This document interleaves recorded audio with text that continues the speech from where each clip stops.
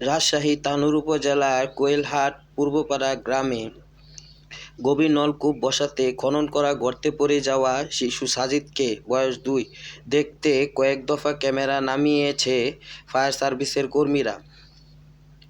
৩৫ foot পরে ক্যামেরায় আর কিছু দেখা যায়নি।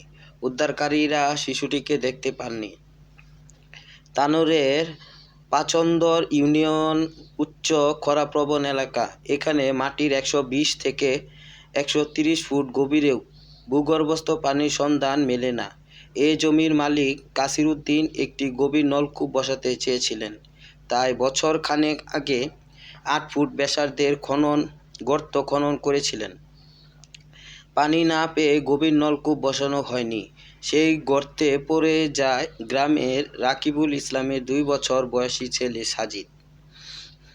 বুধবার 10 ডিসেম্বর দুপুরে এই ঘটনার পর ফায়ার সার্ভিসের 3টি ইউনিট উদ্ধার কাজ শুরু করে। ক্যামেরা নামিয়ে তারা শিশুটিকে দেখতে পায়নি।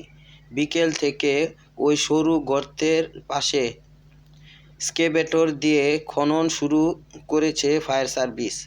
রাত 1টা পর্যন্ত প্রায় 25 ফুট খনন করা সম্ভব হয়েছে। এভাবে মাটি খুঁড়েই শিশুটির কাছে পৌঁছতে চান উদ্ধারকর্মীরা। গতকাল দুপুর পর্যন্ত গভীর রাত পর্যন্ত অসংখ্য মানুষ উৎকণ্ঠা নিয়ে উদ্ধার তৎপরতা দেখছেন। ভিড় সামলাতে হিমশিম খেতে হচ্ছে আইনশৃঙ্খলা রক্ষাকারী বাহিনী। এ পরিস্থিতিতে ঘটনাস্থলে যান তানোর উপজেলা নির্বাহী কর্মকর্তা নাইমা খান। উদ্ধার কাজে নেতৃত্ব দিচ্ছেন ফায়ার সার্ভিসের রাজশাহী স্টেশনের সহকারী পরিচালক দিদারুল ইসলাম। তিনি বলেন, আমরা 35 ফুট পর্যন্ত গভীরে ক্যামেরা পাঠিয়ে ভিকটিমকে দেখতে পাইনি। আমরা ভিকটিমকে অক্ষতভাবে উদ্ধার করতে চাই। ভিকটিম বেঁচে আছে কিনা সেটাও আমরা জানি না। তাকে অক্ষতভাবে উদ্ধার করতে পাশে মাটি খনন করা হচ্ছে।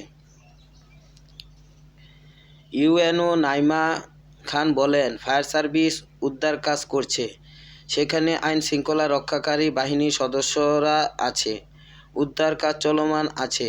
আল্লাহ যেন শিশুটিকে মায়ের কোলে ফিরিয়ে দেন। শিশু সাজিদের মা রুনা খাতুন জানান, তার 3 ছেলে, 2 বছরের সাজিদ মেজো।